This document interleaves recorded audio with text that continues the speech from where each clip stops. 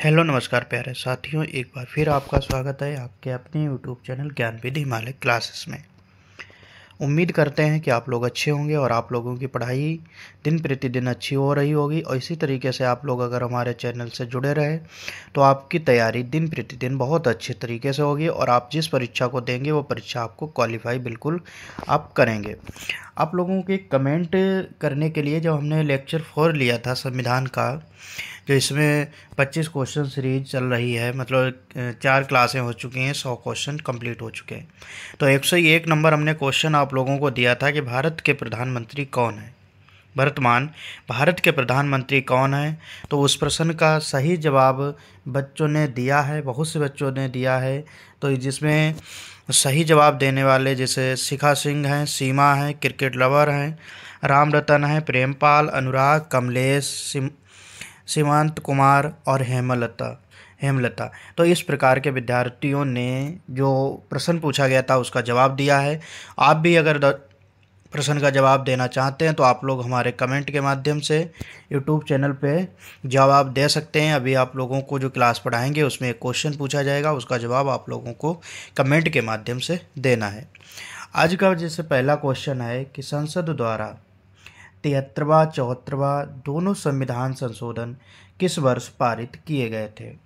Question समझ में आ गया। क्वेश्चन में ये कहा गया है कि जो 73वां संविधान संशोधन हुआ और 74वां संविधान संशोधन हुआ था, ये कब हुआ। क्योंकि कुछ संविधान संशोधन ऐसे होते हैं जो एक साल में कई संविधान संशोधन हो जाते हैं। तो भाई उसी प्रकार अगर देखा जाए 73वां और 74वां जो संविधान संशोधन था वह कब हुआ था।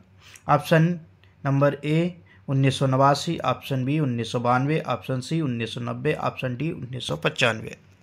तो इस प्रश्न का सही आंसर है ऑप्शन नंबर बी 1992 में 73वां और 74वां संविधान संशोधन हुआ था। 73वें संविधान संशोधन द्वारा क्या जोड़ा गया था, तो 73वें संविधान संशोधन 1992 द्वारा 11वीं अनुसूची को जोड़ा गया। क्या 11वीं अनुसूची को जोड़ा गया। और 11वीं अनुसूची किससे संबंधित है, तो 11वीं अनुसूची पंचायती राज से संबंधित है। किससे, पंचायती राज से संबंधित है। क्वेश्चन अगला पूछा जा सके, जैसे 74वां संविधान संशोधन है कि 74वां संविधान संशोधन जो हुआ था उसमें किन चीज़ों को जोड़ा गया था या किसको जोड़ा गया था। तो 74वां संविधान संशोधन हुआ था 1992, जिसमें 12वीं अनुसूची को जोड़ा गया था। चौथी अनुसूची 12वीं अनुसूची को जोड़ा गया और नगर पालिका संबंधी उल्लेख इस अनुसूची में किया गया। नगर पालिका पूछा जाए, नगर पालिका संबंधी जो प्रावधान है वह किस अनुसूची में है, 12वीं अनुसूची में है। और 12वीं अनुसूची को कब जोड़ा गया था, तो 74वां संविधान संशोधन 1992 के द्वारा जोड़ा गया था। अगला क्वेश्चन देखिए, इस प्रश्न का आंसर समझ में आ गया, कितना होगा 1992। क्वेश्चन नंबर है 103। क्वेश्चन नंबर 103 में पूछा गया है हिंदू उत्तराधिकार अधिनियम। क्या क्वेश्चन है, हिंदू उत्तराधिकार अधिनियम 1956 में एक संशोधन किस वर्ष में पारित किया गया था। आपसे क्वेश्चन क्या पूछा गया है कि हिंदू उत्तराधिकार अधिनियम 1956 में एक संशोधन किस वर्ष में पारित किया गया था। ऑप्शन नंबर ए जो है 2012, ऑप्शन बी 2005, ऑप्शन सी 2010 और ऑप्शन डी 2008। तो इस प्रश्न का सही आंसर है ऑप्शन नंबर बी 2005। हिंदू उत्तराधिकार अधिनियम 1956 में जो संशोधन हुआ था वह ऑप्शन नंबर बी 2005 में हुआ था।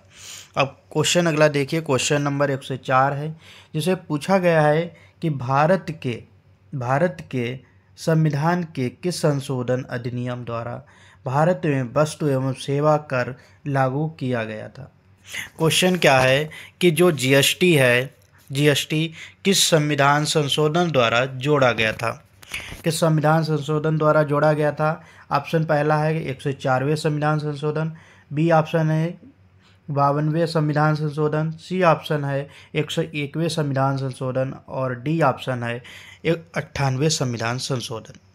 तो इस प्रश्न का सही आंसर है ऑप्शन नंबर सी 101वें संविधान संशोधन द्वारा क्या किया गया था, जीएसटी को जोड़ा गया था।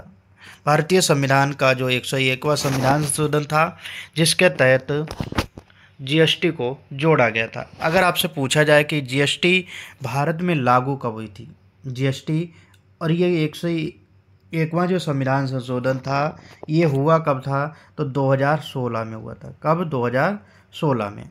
और भारत में जीएसटी लागू कब हुई, तो 1 जुलाई 2017 में। कब लागू हुई? 1 जुलाई 2017 में लागू हुई। और जीएसटी दिवस पूछा जाए कब मनाया जाता, तो जीएसटी दिवस 1 जुलाई को मनाया जाता है। सबसे पहले जीएसटी लागू करने वाला देश कौन सा था, तो फ्रांस है। कौन है? फ्रांस है। फ्रांस में सबसे पहले जीएसटी लागू की गई थी। इतनी बात समझ में आ गई है। तो जीएसटी का जो संविधान संशोधन हुआ था वो 101वां संविधान संशोधन था 2016। और लागू कब हुई थी, तो 1 जुलाई 2017 को लागू हुई थी। और जीएसटी दिवस कब मनाया जाता है, तो 1 जुलाई को मनाया जाता है। अगर आपसे पूछा जाए जीएसटी की फुल फॉर्म क्या होती है, तो इसकी आप लोगों को कमेंट के माध्यम से बताना है। देखें किस विद्यार्थी को जीएसटी की फुल फॉर्म पता है, तो आप लोगों को इसका जवाब कमेंट के माध्यम से देना है। क्वेश्चन नंबर 105 है, भारतीय संविधान के निम्नलिखित में से किस अनुसूची में विभिन्न संवैधानिक पदाधिकारियों द्वारा ली जाने वाली शपथ का प्रारूप दिया गया है? चौथी अनुसूची, पांचवी अनुसूची, तीसरी अनुसूची और दूसरी अनुसूची। तो इस प्रश्न का सही आंसर है ऑप्शन नंबर सी, तीसरी अनुसूची। तीसरी अनुसूची में क्या बताया गया? पदाधिकारियों के शपथ का उल्लेख किया गया है। शपथ अगर दिलाई जाती है तो किस अनुसूची के तहत दिलाई जाती है? अनुसूची 3 के तहत दिलाई जाती है। अगर आपसे पूछा जाए वेतन भत्ता का जो उल्लेख है, वेतन भत्ता का जो प्रावधान है वह किस अनुसूची द्वारा प्रदान किया जाता है, तो दूसरी अनुसूची द्वारा वेतन भत्ता दिया जाता है। और पहली अनुसूची में संघ एवं उसका राज्य क्षेत्र के बारे में बताया गया है। इतनी बात समझ में आ गई। अब क्वेश्चन देखिए और क्या है। अगर आपसे पूछा जाए कि वर्तमान में कितनी अनुसूचियां हैं, तो 12 अनुसूची हैं। पहले कितनी अनुसूची थी, तो 8 अनुसूची थी। बात समझ आ गई? कितनी थी? 8 अनुसूची थी। अगर पूछा जाए कि 12 अनुसूची कब कब हो गई, तो 12 अनुसूची देखिए कि जैसे पहला संविधान संशोधन 1951 हुआ था, जिसमें 9वीं अनुसूची जोड़ी गई थी। 9वीं अनुसूची भूमि सुधार से है। और 52वें संविधान संशोधन जो हुआ था 1985 को। कब? 1985, जिसके तहत 10वीं अनुसूची को जोड़ा गया। और 10वीं अनुसूची जो है दल बदल से संबंधित है। 73वां संविधान संशोधन हुआ था 1992। कब? 1992, जिसके तहत कौन सी अनुसूची जोड़ी गई थी, तो 11वीं अनुसूची जोड़ी गई जो पंचायती राज से संबंधित है। फिर इसके बाद 74वां संविधान संशोधन हुआ था 1992, जिसमें 12वीं अनुसूची को जोड़ा गया। और 12वीं अनुसूची किससे संबंधित है, तो नगर पालिका से संबंधित है। उम्मीद करते हैं कि इस प्रश्न का आप लोगों के अच्छे तरीके से आंसर समझ में आया है। और जितने भी आपको पॉइंट हम क्वेश्चन से रिलेटेड बताते हैं, सभी पॉइंटों को आप लोग नोट किया करो और रिवीजन करते रहा करो, जिससे आप लोगों को संविधान से संबंधित अगर कोई प्रश्न बनता है तो आप उसको अच्छे तरीके से हल कर सकते हैं। क्वेश्चन नंबर 106 देखिए। क्वेश्चन नंबर 106 है, जिसमें पूछा गया है भारतीय संविधान के भाग 4 में किसका प्रावधान किया गया है? भारतीय संविधान में भाग टोटल हैं कितने? 22 भाग हैं। अब इसमें पूछा गया भाग 4 में किसका प्रावधान दिया गया है? ऑप्शन नंबर ए मौलिक अधिकार, ऑप्शन नंबर बी राज्य के नीति निर्देशक तत्व, ऑप्शन नंबर सी चुनाव और ऑप्शन नंबर डी नागरिकता। तो इस प्रश्न का सही आंसर है ऑप्शन नंबर बी, राज्य के नीति निर्देशक तत्वों को भाग 4 में वर्णित किया गया है। और पूछा जाए भाग 4 राज्य के नीति निर्देशक तत्व कहाँ से लिए गए हैं, तो इस प्रश्न का सही आंसर होगा आयरलैंड। क्या? आयरलैंड इस प्रश्न का सही आंसर होगा। मौलिक अधिकार किस भाग में है, तो मौलिक अधिकार भाग 3 में है। और नागरिकता भाग किस में है? 2 में। और भारत में कैसी नागरिकता है, तो एकल नागरिकता है। कैसी नागरिकता है? एकल नागरिकता है। क्वेश्चन नंबर अब 107 देखिए। क्वेश्चन नंबर 107 में पूछा गया है कि भारतीय संविधान की 6ठी अनुसूची का निम्नलिखित में से किस राज्य के आदिवासी क्षेत्रों पर नियंत्रण नहीं होता है? Option number A Manipur, option number B Assam, option number C Tripura और ऑप्शन नंबर डी मेघालय। तो पूछा गया है कि अनुसूची जो 6 है जिसके तहत कौन से राज्य का उल्लेख नहीं किया गया एवं आदिवासी क्षेत्रों का नियंत्रण का उल्लेख नहीं किया जाता है। तो इस प्रश्न का सही आंसर है मणिपुर। क्या होगा इस प्रश्न का सही आंसर? मणिपुर, क्योंकि जो अनुसूची 6 है जिसमें मणिपुर का कोई उल्लेख नहीं किया गया है। कितने राज्यों का उल्लेख किया गया? असम, त्रिपुरा, मिजोरम। किसका? असम, त्रिपुरा, मिजोरम जो यहाँ पर राज्य दिए हैं, इनका तीनों का क्या है इसमें उल्लेख किया गया है। इतनी बात समझ आ गई है। अब क्वेश्चन नंबर आप लोग 8 देखिए, 108 नंबर क्वेश्चन है, जिसे पूछा गया भारत के संविधान की 6ठी अनुसूची में निम्नलिखित में से कौन सा राज्य शामिल है। क्वेश्चन क्या है कि भारतीय जो संविधान की अनुसूची 6 है, जिसमें कौन सा राज्य शामिल है। Option number A Nagaland, option number B Mizoram, option number C Manipur, option number D Arunachal Pradesh. अभी हमने आपको क्या बताया, असम, मेघालय, त्रिपुरा, मिजोरम। कौन कौन से? असम, मेघालय, त्रिपुरा, मिजोरम, ये 4 राज्य बताए हैं। अनुसूची 6 में कितने राज्यों का उल्लेख है? 4 का। तो पूछा गया इसमें कौन सा राज्य है जो अनुसूची 6 के अंतर्गत आता है। तो इस प्रश्न का सही आंसर है ऑप्शन नंबर बी मिजोरम। कितना? मिजोरम है, जिसमें 6 राज्यों के बारे में, 4 राज्यों के बारे में उल्लेख किया गया है। अगला देखिए क्वेश्चन नंबर 109 है, जिसमें पूछा गया भारतीय संविधान की किस अनुसूची में संघ सूची से संबंधित प्रावधान है।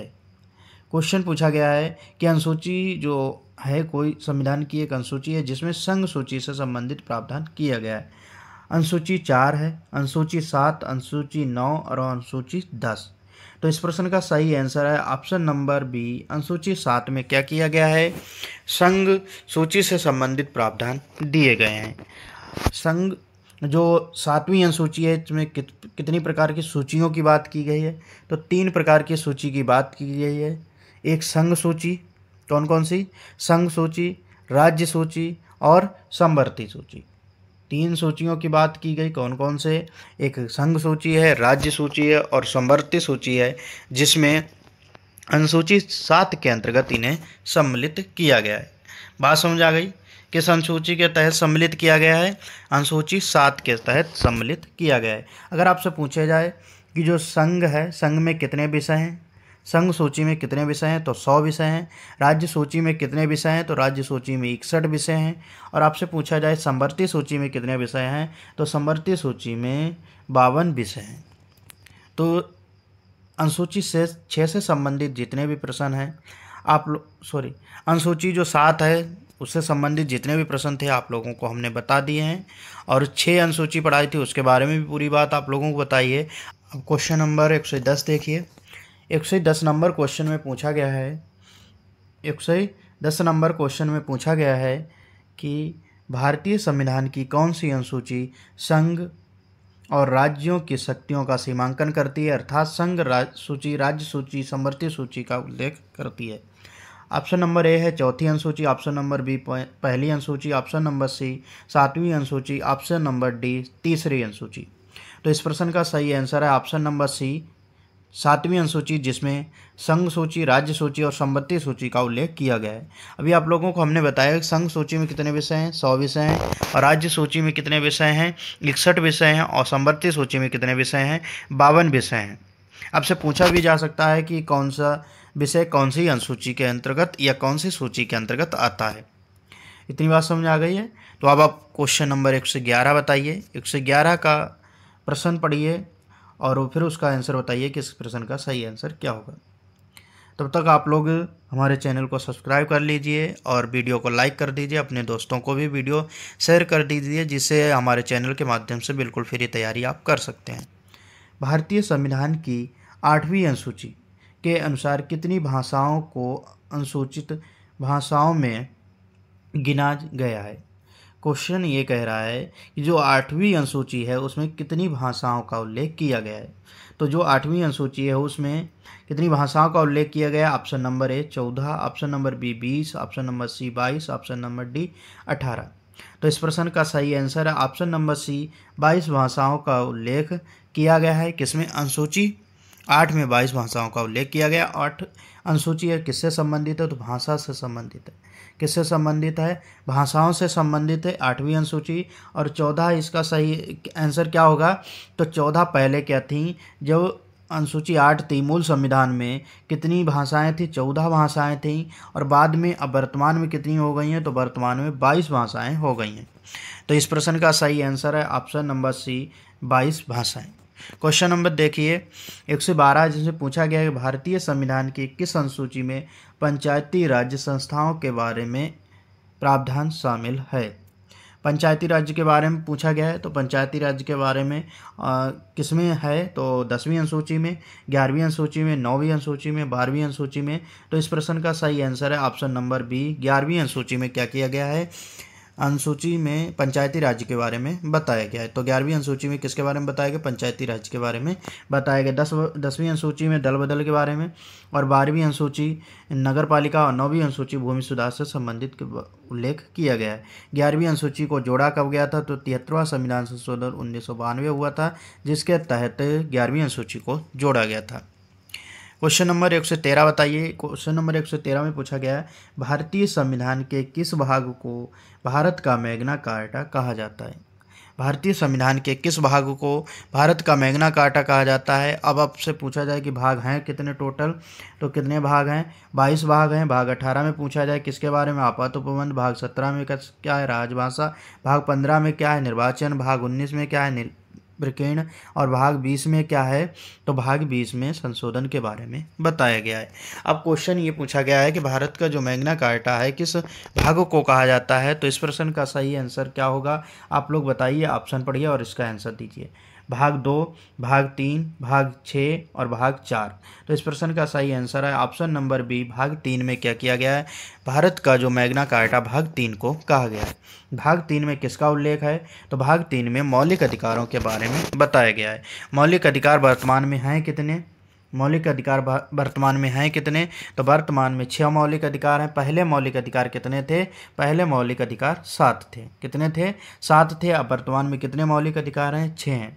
कौन कौन से, एक तो समानता का अधिकार, कौन सा, समानता का अधिकार है। दूसरा है स्वतंत्रता का अधिकार, कौन सा, स्वतंत्रता का अधिकार। समानता का अधिकार अगर पूछा जाए किस आर्टिकल से है, तो 14 से 18 तक है। किससे, 14 से 18 तक। और स्वतंत्रता का अधिकार है जो 19 से 22 तक। किस आर्टिकल से, 19 से 22 तक है। इसके बाद है शोषण के विरुद्ध अधिकार, कौन सा, शोषण के विरुद्ध अधिकार है, तो वह किस आर्टिकल से है, 23 से 24 तक।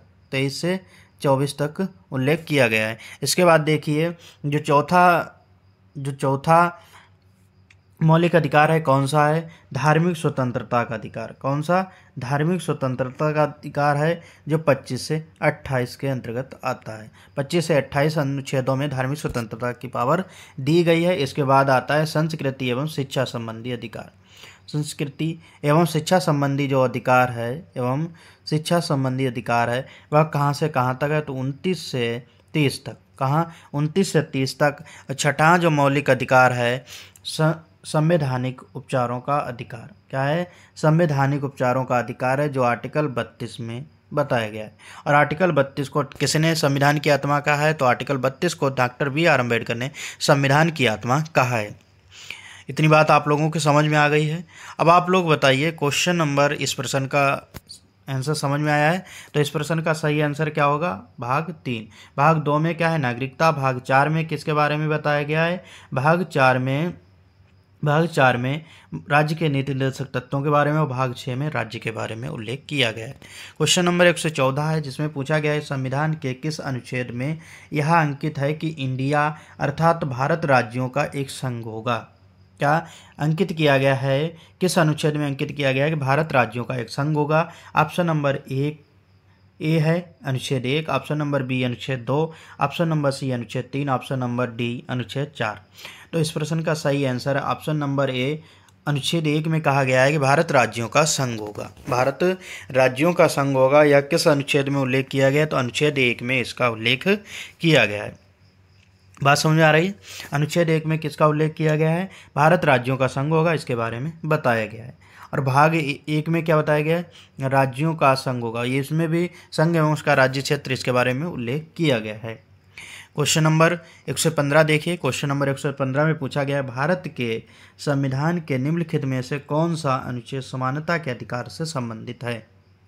संविधान का जो अनुच्छेद हैं कौन से, जो समानता के अधिकार से संबंधित हैं। ऑप्शन नंबर ए 14 से 18 तक। ऑप्शन नंबर बी 19 से 22 तक। ऑप्शन नंबर सी 25 से 28 तक। ऑप्शन नंबर डी 23 से 24 तक।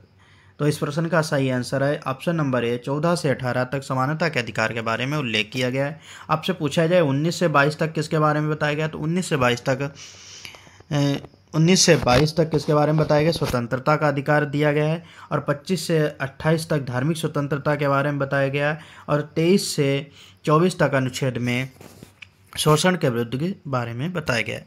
तो इस प्रश्न का सही आंसर क्या होगा? ऑप्शन नंबर ए 14 से 18 तक अनुच्छेद। क्वेश्चन नंबर 116 देखिए। क्वेश्चन नंबर 116 में पूछा गया है, भारत के संविधान का कौन सा अनुच्छेद कानूनों के समान संरक्षण और कानून के समक्ष समानता प्रदान करता है? किसमें बताया गया है? तो ऑप्शन नंबर ए देखिए अनुच्छेद 30, ऑप्शन नंबर बी अनुच्छेद 42, ऑप्शन नंबर सी अनुच्छेद 14 और ऑप्शन नंबर डी अनुच्छेद 16। तो इस प्रश्न का सही आंसर है अनुच्छेद 14 में क्या किया गया? समानता के समान संरक्षण और कानून के समक्ष समानता का प्रावधान किया गया है। बात समझ आ रही है? तो आप लोगों को अब बताना है कि समता और समानता का जो अधिकार है किस आर्टिकल के अंतर्गत आता है। तो किस आर्टिकल के अंतर्गत आता है? 14 से 18 आर्टिकल के अंतर्गत आता है। और समानता का अधिकार एवं कानून के समक्ष समानता का जो अधिकार है वो किस आर्टिकल के तहत है? तो 14 के है। क्वेश्चन नंबर 117 देखिए। क्वेश्चन नंबर 117 का आंसर बताइए आप लोग क्या होगा? तो क्वेश्चन नंबर 117 है जिसमें पूछा गया, भारत के संविधान के किस अनुच्छेद में धर्म, नस्ल, जाति, लिंग एवं जन्म स्थान के आधार पर भेदभाव निषेध का विवरण दिया गया है? इस प्रश्न का सही आंसर क्या होगा? ऑप्शन नंबर जो ए है उसमें अनुच्छेद 22, ऑप्शन नंबर बी अनुच्छेद 27, ऑप्शन नंबर सी अनुच्छेद 15 और ऑप्शन नंबर डी अनुच्छेद 10। तो इस प्रश्न का सही आंसर है ऑप्शन नंबर सी 15 अनुच्छेद है जिसमें बताया गया है धर्म, नस्ल, जाति, लिंग या जन्म स्थान के आधार पर भेदभाव निषेध है। तो इसकी बात समझ गए, इस प्रश्न का आंसर भी समझ में आ गया है। तो अब आप लोगों को क्वेश्चन नंबर 118 बताना है। 118 में प्रश्न में क्या पूछा गया है पढ़िए और आप इसका आंसर दीजिए। भारत के संविधान का कौन सा अनुच्छेद 21A का अधिकार प्रदान करता है? 21A में किसके बारे में बताया गया है? ये प्रश्न को पढ़िए और आप लोगों को इसका जवाब देना है। और 21A को जोड़ा कब गया था? तो 86वां संविधान संशोधन 2003 के तहत जोड़ा गया था।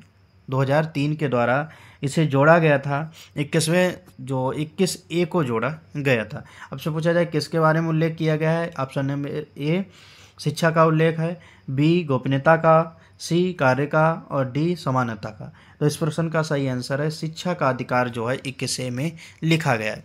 इसमें क्या बताया गया? 6 से 14 साल तक के बच्चों को अनिवार्य शिक्षा का प्रावधान किया गया है।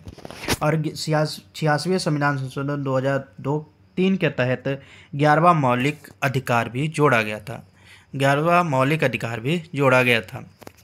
क्वेश्चन नंबर 119 है जिसमें पूछा गया है कि भारतीय संविधान का कौन सा अनुच्छेद 6 से 14 वर्ष के आयु के सभी बच्चों के लिए निःशुल्क एवं अनिवार्य शिक्षा के अधिकार से संबंधित है? अभी आप लोगों को बताया है, तो बताइए आप लोग इस प्रश्न का सही आंसर क्या होगा? ऑप्शन नंबर ए अनुच्छेद 74, ऑप्शन नंबर बी अनुच्छेद 21, ऑप्शन नंबर सी अनुच्छेद 101 और ऑप्शन नंबर डी है अनुच्छेद 31A। तो इस प्रश्न का सही आंसर है ऑप्शन नंबर 21A में क्या किया गया है? निःशुल्क शिक्षा एवं अनिवार्य शिक्षा की बात की गई है। और इस आर्टिकल को क्या कहा जाता है? तो शिक्षा का अधिकार भी कहा जाता है और निश्चितता का अधिकार भी कहा जाता है। क्वेश्चन नंबर 120 है। क्वेश्चन नंबर 120 बताना है, अनुच्छेद 32 को भारत के संविधान का हृदय एवं आत्मा किसने कहा है? आर्टिकल जो 32 है जिसके तहत सुप्रीम कोर्ट मौलिक अधिकारों का संरक्षक होता है और आर्टिकल 32 के तहत ही 5 रिटों को जारी करने की शक्ति सुप्रीम कोर्ट के पास होती है। तो आर्टिकल 32 को किसने कहा है कि संविधान की आत्मा एवं हृदय कहा है? ऑप्शन नंबर ए MP पायली, बी डॉक्टर BR अम्बेडकर, सी जवाहरलाल नेहरू और डी सच्चिदानंद सिन्हा। तो इस प्रश्न का सही आंसर है option number B doctor BR Ambedkar ने क्या है आर्टिकल 32 को क्या कहा है? संविधान की आत्मा एवं संविधान का हृदय कहा है। और आर्टिकल 32 में किसका उल्लेख है? संवैधानिक उपचारों का उल्लेख है। क्वेश्चन नंबर 121 बताना है, निम्नलिखित में से कौन सा अनुच्छेद सभी नागरिकों के लिए समान न्याय एवं निःशुल्क कानूनी सहायता को बढ़ावा देता है? समान न्याय एवं निःशुल्क कानूनी सहायता को बढ़ावा देता है। तो इस प्रश्न का सही आंसर क्या होगा, आप लोग बताइए। ऑप्शन नंबर ए है 39A, ऑप्शन नंबर बी है 32A, ऑप्शन नंबर सी है 43A, ऑप्शन नंबर डी है 48A। तो इस प्रश्न का सही आंसर है ऑप्शन नंबर ए 39A में क्या कहा गया, समान न्याय निःशुल्क कानूनी सहायता को बढ़ावा देने के बारे में उल्लेख किया गया है। जो अनुच्छेद 39A है किस भाग के अंतर्गत आता है, तो भाग 4 के अंतर्गत आता है। और भाग 4 में किसका उल्लेख है, राज्य के नीति निर्देशक तत्वों के बारे में बताया गया है। और आर्टिकल किससे किस तक, तो 36 से 51 तक नीति के बारे में बताया गया है। क्वेश्चन नंबर 122 देखिए, भारत के संविधान के किस अनुच्छेद में उल्लेख किया गया है कि लोकसभा में एक अध्यक्ष और एक उपाध्यक्ष होना चाहिए। भारत के संविधान के किस अनुच्छेद में उल्लेख किया गया है कि लोकसभा में एक अध्यक्ष और एक उपाध्यक्ष होना चाहिए। अनुच्छेद 93 में, अनुच्छेद 85 में, अनुच्छेद 100, अनुच्छेद 97 में। तो इस प्रश्न का सही आंसर ऑप्शन नंबर ए अनुच्छेद 93 में बताया गया है कि लोकसभा अध्यक्ष होना चाहिए और उपाध्यक्ष होना चाहिए। तो किस आर्टिकल में बताया गया है, आर्टिकल 93 में बताया गया। अगर आपसे पूछा जाए अनुच्छेद 85 में किसके बारे में बताया गया, तो अनुच्छेद 85 में संसद के जो शस्त्र होते हैं उनके बारे में, शस्त्र के बारे में बताया गया। अनुच्छेद 100 में किसका उल्लेख किया गया, तो अनुच्छेद 100 में गणपूर्ति कोरम जो बैठक होती है उसका गणपूर्ति कोरम होता है 1/10 होता है, कितना 1/10 होता है। और अनुच्छेद 97 में क्या बताया गया, तो अनुच्छेद जो 97 है उसमें सभापति, उपसभापति, अध्यक्ष, उपाध्यक्ष के वेतन भत्ता की बात की गई है। अब क्वेश्चन नंबर 123 देखिए, जिसमें पूछा गया है भारत के संविधान के किस अनुच्छेद के अनुसार सदन की बैठक करने की गणपूर्ति सदन के सदस्यों की कुल संख्या का 10वां भाग होता है। हमने बताया 1/10 होता है, कितना होता है 1/10 होता है। ये किस आर्टिकल में इसका उल्लेख किया गया है, तो इस प्रश्न का सही आंसर क्या होगा, अनुच्छेद 100, ऑप्शन नंबर ए अनुच्छेद 101, अनुच्छेद 102, अनुच्छेद 103। तो इस प्रश्न का सही आंसर है ऑप्शन नंबर ए अनुच्छेद 10 में किसके बारे में बताया गया है, तो अनुच्छेद 100 में किसके बारे में बताया गया, गणपूर्ति कोरम के बारे में बताया गया। इस प्रकार का अगर प्रश्न पूछा जाए तो आप लोगों को अनुच्छेद 100 को टिक करना है। क्वेश्चन नंबर 124 है, जिसमें पूछा गया है भारत के संविधान का कौन सा अनुच्छेद राष्ट्रपति को संसद के दोनों सदनों की संयुक्त बैठक बुलाने की शक्ति प्रदान करता है। ऑप्शन नंबर ए 331 अनुच्छेद, ऑप्शन नंबर बी 108 अनुच्छेद, और ऑप्शन नंबर सी 105 अनुच्छेद, और ऑप्शन नंबर डी अनुच्छेद 85। तो इस प्रश्न का सही आंसर होगा, क्वेश्चन पूछा गया संयुक्त बैठक, तो इस प्रश्न का सही आंसर है ऑप्शन नंबर बी 108 अनुच्छेद।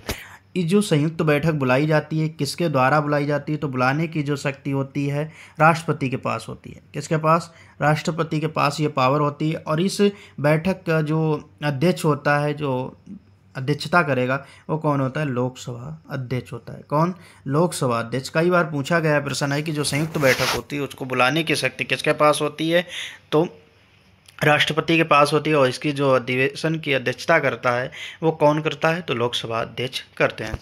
तो क्वेश्चन नंबर 124 का आंसर समझ आ गया। तो इस प्रश्न का सही आंसर क्या होगा, ऑप्शन नंबर बी 108। अब क्वेश्चन नंबर है 125। क्वेश्चन नंबर 125 में पूछा गया है, क्वेश्चन नंबर 125 में पूछा गया है कि भारत के संविधान का कौन सा अनुच्छेद धन विधेयक की परिभाषा से संबंधित है। भारत के संविधान का कौन सा अनुच्छेद धन विधेयक की परिभाषा से संबंधित है।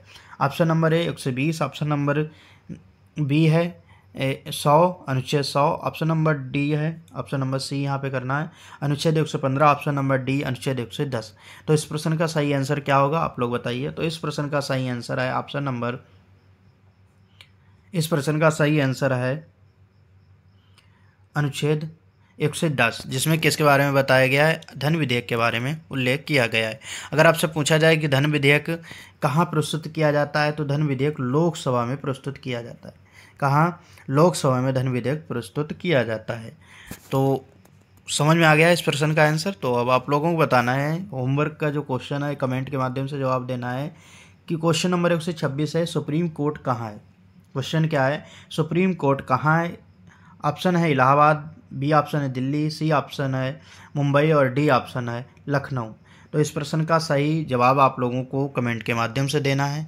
जो विद्यार्थी इस प्रश्न का सही जवाब देगा तो उसका वीडियो में नाम लिया जाएगा और आप लोग जब वीडियो में अपना नाम सुनते हैं तो एक गर्व की बात है, क्योंकि वीडियो में हर किसी विद्यार्थी का नाम नहीं आता। जिस विद्यार्थी को इस प्रश्न का जवाब देना पता होता है वही विद्यार्थी, उसी विद्यार्थी का नाम वीडियो में लिया जाता है।